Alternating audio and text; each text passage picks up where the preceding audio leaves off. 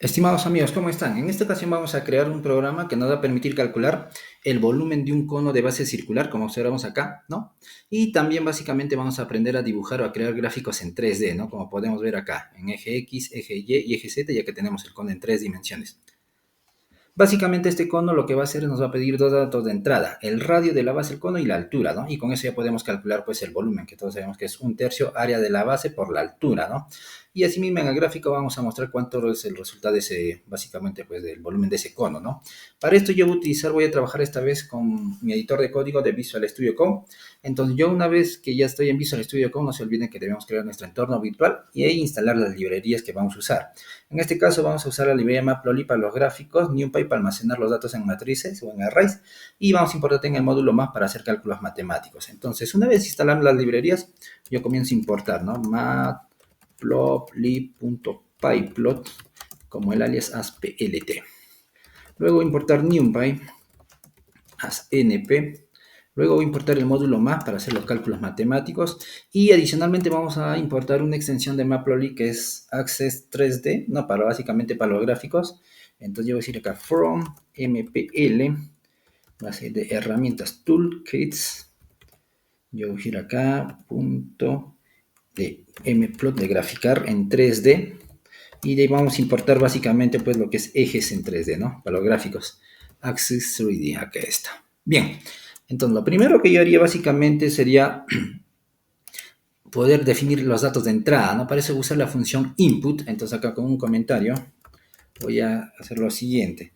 Solicitando los datos de entrada, como son el radio y la altura del cono. Bien, para eso estamos usando la función input.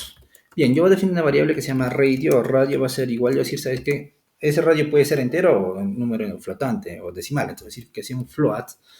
Entonces yo voy a decir acá y acá llamo, ¿no? Básicamente la función input y acá le voy a decir, ¿sabes qué? Acá dice ingrese el radio de la base del cono. Bien, entonces ahora esto de acá yo lo que voy a hacer es básicamente copiar y lo voy a pegar acá. Y voy a hacer lo mismo en este caso para la altura del cono. Entonces yo digo esto es altura. Entonces yo voy a tener acá, yo tengo acá altura. Entonces va a ser igual. Ingrese en este caso va a ser ingrese la altura del cono. Bien. Entonces acá ya tenemos dos, con la función input que va a ser básicamente nos va a solicitar los datos de entrada, altura y básicamente radio y altura, ¿no? Bien. Ahora yo lo que voy a hacer es lo siguiente, básicamente voy a calculando el volumen del cono. Yo voy a definir una variable volumen que va a almacenar dicho volumen, va a ser igual. El volumen de un cono, pues todos sabemos, es 1/3 área de la base por la altura, ¿no? Será pues 1/3 área de la base, el área de la base pues es pi por radio cuadrado, entonces yo voy a usar acá la función más punto pi de módulo más, y eso por el radio al cuadrado, usar la función power, acá primero le pasamos el radio y luego aquí exponente, en este caso al cuadrado, 2. Y finalmente pues por la altura, ¿no? Así calculamos el volumen. Bien, ahora lo que yo voy a hacer es vamos a crear, básicamente crear la figura y los ejes, ¿no? Entonces yo un nuevo comentario acá, creando la figura y los ejes. Para eso vamos a utilizar básicamente pues las funciones de Matplotlib, ¿no? Los ejes. Entonces yo voy a definir una variable fig que va a ser la que va a ser el contenedor. Básicamente va a ser todo el contenedor que va a contener, valga la redundancia, la figura. Entonces para eso yo voy a llamar la función de Matplotlib figure.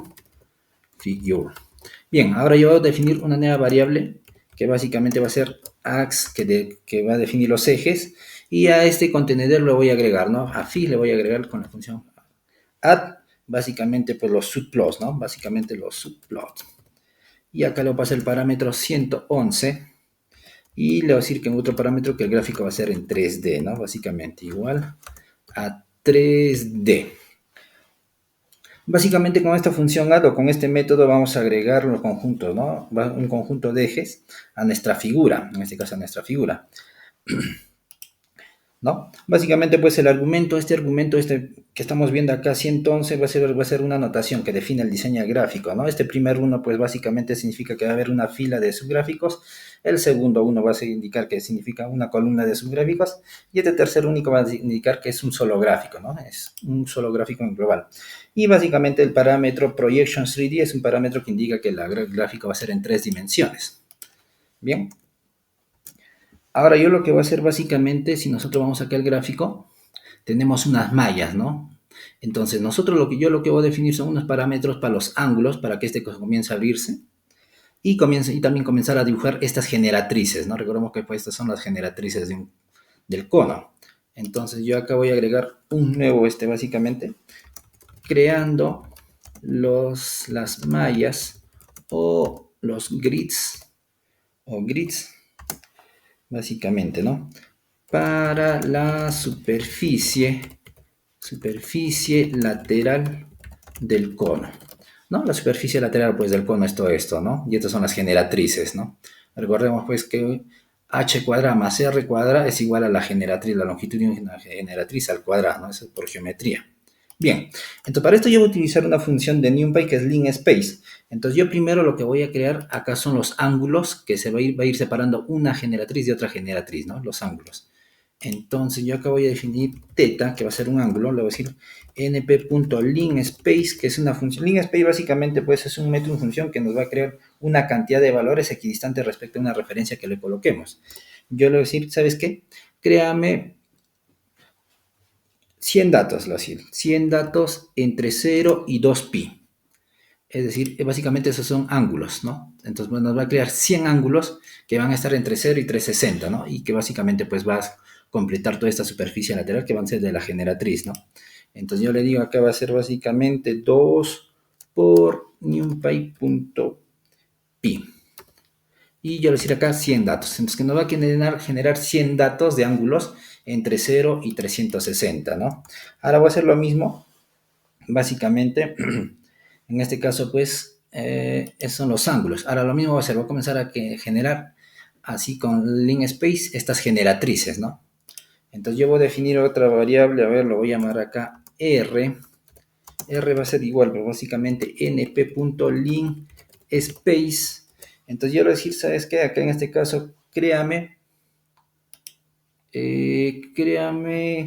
digamos, este valor oscila entre 0 y el radio, entonces que nos cree, ¿no? Unos 50 o 100 valores, lo voy a poner 50. Entre 0 y el radio, 50 valores, básicamente, ¿no? Entonces con esto yo estoy generando un array que va a contener 50 valores equidistantes entre 0 y el valor del radio y el cono, ¿no? Básicamente, pues, eso va a representar las distancias radiales, ¿no? Las distancias radiales, ¿no? Desde el vértice hasta su base, ¿no? Es decir, la distancia radial desde el vértice hasta la base, pero que vienen a ser las generatrices, ¿no? Acá hay un radio, acá hay otro radio, entonces hacemos esas distancias radiales. Básicamente lo que estamos creando son las generatrices, ¿no? Son 50 valores que estamos creando. Ahora yo lo que voy a hacer es lo siguiente, básicamente, acá debemos crear estas grillas, ¿no? Para que se vea como acá, ¿no? Acá se ve, pues acá tenemos unas grids son grillas. Entonces, para crear esas grillas, nosotros vamos a definir usando la función de NumPy que tiene meshGrid. Entonces, vamos a crear un nuevo array. Yo voy a decir acá lo siguiente.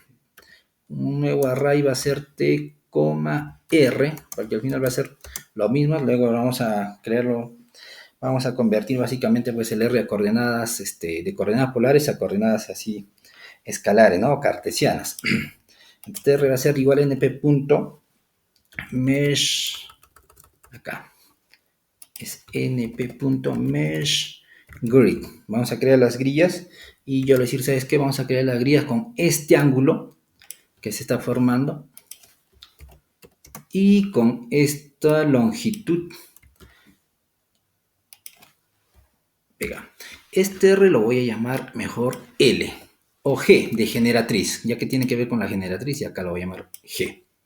Bien, entonces básicamente nosotros vamos a comenzar a crear estas grillas, ¿no? Con los ángulos que se está formando entre las generatrices, ¿no? Que está almacenado en la variable que son 100 valores, ¿no? Teta, y con G, que básicamente pues son los valores, ¿no? que son estos valores que estamos dividiendo de las generatrices, ¿no? Hay que tener en cuenta que todas las generatrices tienen el mismo valor, simplemente estamos generando 50 generatrices, ¿no? Entonces ya con esa función meshGrid nos va a permitir crear eso, ¿no? Ahora yo lo que voy a hacer es lo siguiente. Voy a crear básicamente pues las coordenadas.